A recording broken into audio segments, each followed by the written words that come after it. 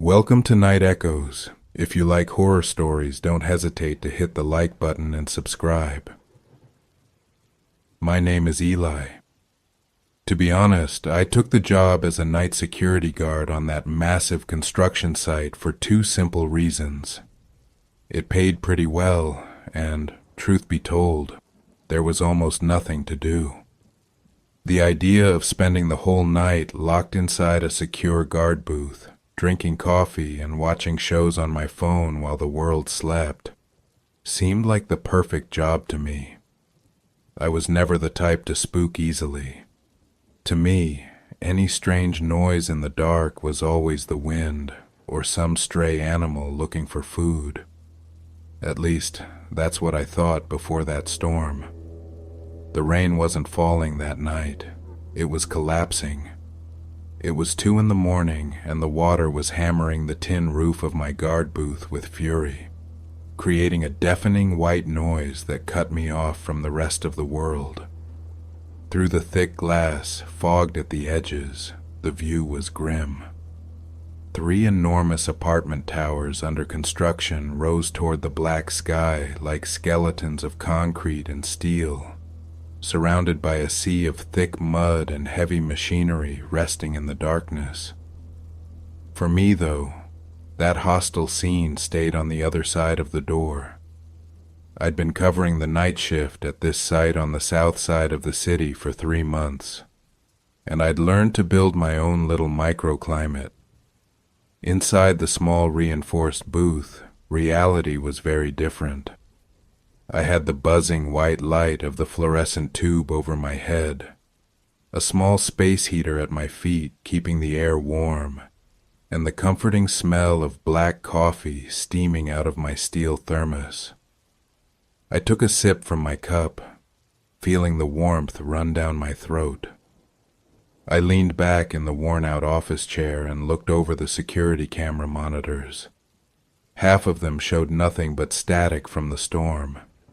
The other half showed empty corners getting battered by rain. I didn't care. I knew the reinforced metal door was locked and the steel deadbolt was thrown. Nobody in their right mind would try to steal materials in that weather, and if someone was dumb enough to try, they'd break a leg in the foundation pits before they ever reached my lit perimeter.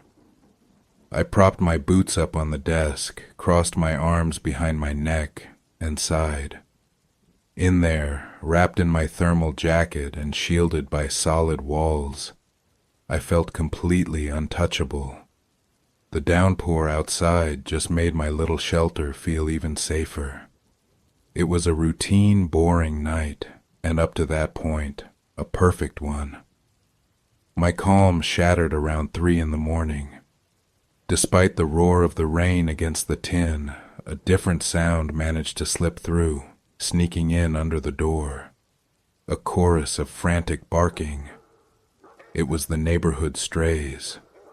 A small pack of 5 or 6 skinny weathered dogs that used the half-dug basements of Tower B to shelter from bad weather. I knew them well. I'd toss them the scraps from my dinner sometimes. They were territorial animals that barked deep and low if someone got too close to the chain-link fence, but this was completely different.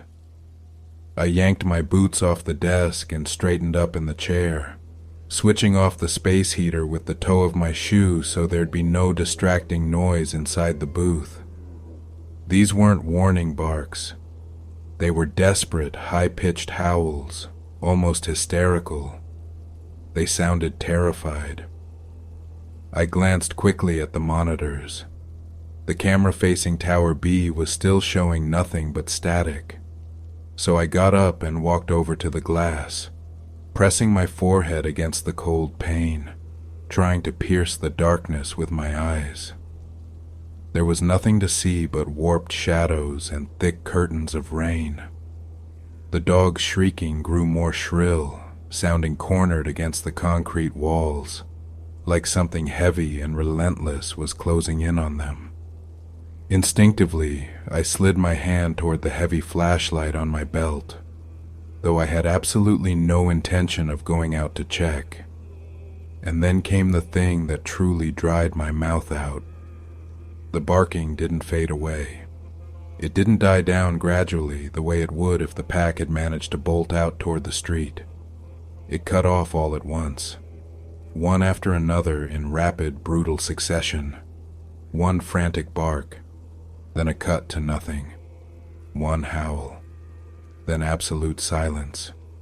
One last strangled yelp that made the hair on my neck stand up. And then suddenly, nothing.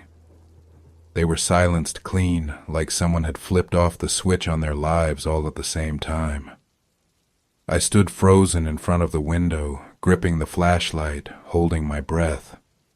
Suddenly, the only sound left ruling the night was the monotonous, violent drumming of the storm. No more dogs.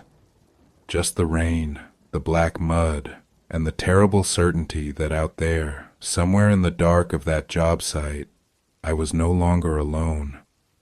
I stayed still, my forehead still pressed to the glass, waiting to hear a growl, some movement in the mud. Nothing.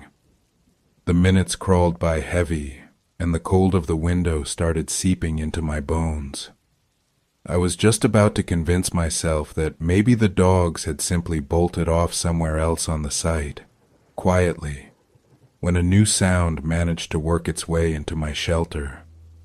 Thin, almost imperceptible at first, but stubbornly pushing its way through the roar of the downpour and the howling wind. It was crying. The hiccuping, high-pitched, broken sobbing of a little girl. My brain tried to process it urgently, searching for a rational explanation. It was impossible. It was past 3 in the morning in the middle of a torrential storm, inside a perimeter sealed off with barbed wire. What in God's name was a little girl no older than 5 or 6 doing crying out there in the mud, on a site where not even the stray dogs had survived the night? Logic was screaming at me that this was insane, that I needed to get away from that door immediately. And yet, the instant the crying grew clearer, something dark and thick took hold of me. It wasn't just a sound. It was like a physical jolt striking me straight in the center of my chest. An overwhelming anguish, deep and visceral, flooded through me completely. It was a grief that wasn't mine, a pain so sharp I felt a knot close around my throat, and my own eyes started welling up with hot tears I couldn't stop. Rationality evaporated, swept away by an unnatural wave of pity and a protective instinct that blinded me completely. Poor thing, I thought, or rather something thought it for me inside my own head. She's alone. She's cold. She's terrified out there in the dark. The crying sounded closer now, right at the edge of the light cast by the pole near my booth. I pulled away from the window like an automaton. My breathing turned ragged. My right hand, the same one that seconds earlier had been gripping the flashlight, knuckles white, ready to defend myself, loosened its grip and started to rise. I walked toward the reinforced door. The fear over the dog's silence had vanished, replaced by a blind, hypnotic urgency to save the child sobbing out there. I reached out with trembling fingers and rested them on the cold metal of the steel deadbolt. All I had to do was turn it. One motion, and the door would open to give her shelter. I had to let her in. My fingers closed around the cold metal of the bolt. I was a hair's breadth from turning it, my mind completely fogged over by that borrowed grief and the urgency to rescue the owner of that heartbreaking cry. That's when the sky split open. An enormous flash of lightning tore through the darkness, lighting up the entire site for a fraction of a second with a white, spectral glow. And in that flash, through the glass of the door, I saw it. There was no little girl. Crawling through the mud, just beneath the yellowish halo of the outdoor floodlight, was a horrifying figure. It was a woman, or something that had once had the shape of a woman, absurdly tall and emaciated. Her skin was a sickly gray, stretched over the bone like wet parchment. She wasn't walking. She was slithering low to the ground, moving her long, bony limbs at impossible angles, like a spider with broken legs. But what froze my blood, what made my heart lurch painfully against my ribs, was her head. Her neck was snapped and twisted backward so that her face stared up at the rainy sky in a completely unnatural way. And out of that open mouth, distorted, lipless, came, note for note, the sweet, hiccuping, terrified cry of a 5-year-old girl. The purest, most primal terror I've ever felt in my life hit me like a hammer to the face. The sight was so repulsive that every survival instinct in me screamed to run and scream. But the nightmare didn't stop there. The compulsion was still there in my mind. Even looking straight at that monster, the damned feeling of pity kept squeezing my throat shut. An oppressive, telepathic voice kept drilling into my skull, ordering me, "Poor thing, let her in. She's soaked. Open the door." My right hand, disobeying my own terror, pushed to turn the bolt. "No," I shouted, my voice coming out raw and choked. In a pure act of desperation, I struck my own right wrist with my left fist to force the metal loose. I stumbled backward, tripping over my own feet. I slammed into the desk, knocking my coffee cup to the floor. But my legs kept trying to march back toward the door on their own. I was losing control of my own body, fighting against myself as if my mind had been split in two. I dragged myself over to my heavy office chair. I grabbed my belt, looped it through the armrest, and lashed my right arm to the steel frame of the chair so tightly the leather cut off my circulation. I clung to the desk with my free hand, digging my nails into the wood, anchoring myself to the floor, crying from pure panic and from that artificial pity. While outside, the broken-necked creature kept slowly closing in on the glass, sobbing in the voice of a frightened little girl. The wet, heavy dragging sound stopped right on the other side of my door. Through the lower part of the glass, I saw an abnormally long, gray, skeletal hand press flat against the pane. The thin, bony fingers left a thick smear of mud and dirty water as they slowly slid down. The child's crying sounded just inches from me now, gut-wrenching and pleading. My arm, lashed to the chair, pulled with enough force to threaten dislocating my shoulder. My body still wanted to give in to that poisonous fog of false compassion. I clenched my teeth, squeezed my eyes shut, and dug the nail of my free hand into my own leg hard enough to draw blood. "Don't open it. Don't open it," I repeated to myself in a desperate mental litany. The creature scratched weakly at the door a couple more times, perfectly mimicking the exhaustion of a little girl giving into the cold. And then it realized I wasn't going to give in. The crying cut off dead. There was no final sob, no sigh. The sound simply vanished, as if someone had pulled the batteries out of a hidden recorder lodged in the monster's throat. In that exact instant, the suffocating weight of pity crushing my chest evaporated completely, leaving in its place a cutting cold and the purest terror. I opened my eyes, gasping.